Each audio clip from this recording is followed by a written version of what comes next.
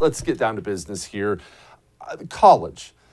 It's become something that parents in this country have just pushed on their kids for years and years and years and years and years. You got to go to college, got to go to college. I don't want my son to be a failure. I don't want my daughter to be a loser. She's got to go to college. It's not that I don't feel like college is valuable for some people in certain fields, but I feel like we as a nation need to break that thought that you have to go to college to be a success. I know all kinds of very, very wealthy people who never even step foot on a college campus. How do we break that in parents?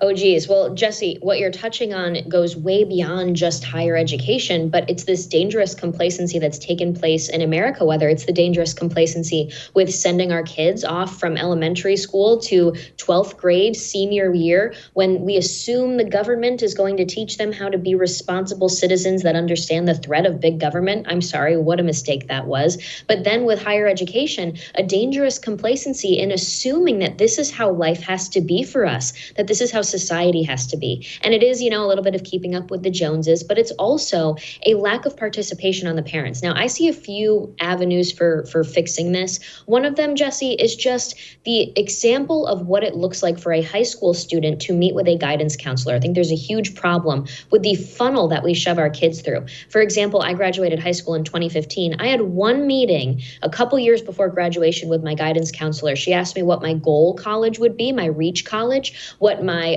safety school would be, and a few other schools that I should apply to that I could definitely get into. She told me to join a few more clubs, maybe play another sport, do some volunteering on the weekend, and maybe I'll get into that reach school because that's really the big goal, right? But there was no other intention of what are your life plans? What do you want to do with a family in the future as a young woman? What's your career goal in the big picture, and how could this degree actually help you achieve those goals? None of that discussion really takes place. So that's one of the issues. The other, though, is the government involvement in higher education. I would take an axe to it if I could. And I think most Americans, once they understood the role government plays in this and the higher costs, they would want to do it too.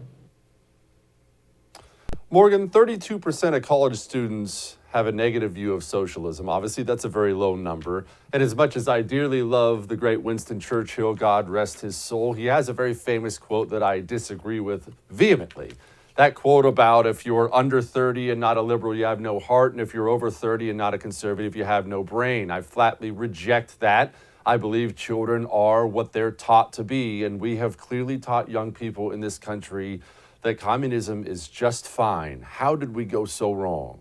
Ooh, that's a loaded question. I usually when I started my nonprofit, Young Americans Against Socialism, this was back in 2019, so pre-COVID. And I would talk a lot about how my experience in high school, I didn't have a lot of direct indoctrination in the classroom. A lot of people maybe assume that we're taught in the class, communism is a good thing, kids. But in reality, Jesse, what's happening is during the teaching of the 20th century, we learn about Pol Pot, we learn about Castro, we learn about Stalin, and these really bad guys from the 20th century, but we are not told that all of them came to power by loving Marx, by promising that they wouldn't bring communism, promising that they would bring progressive democratic socialism and all the fluffy words that we hear today. And then what happened after the attempted implementation of these policies is what we ended up seeing. So we aren't taught that these people promised great things and then it led to bad things. We're taught that they were just bad, evil dictators that rose to power. So our generation in America today, we don't hear the same promises of the 20th century and then have red flags go off in our head because we just can't possibly have that happen if we don't understand those promises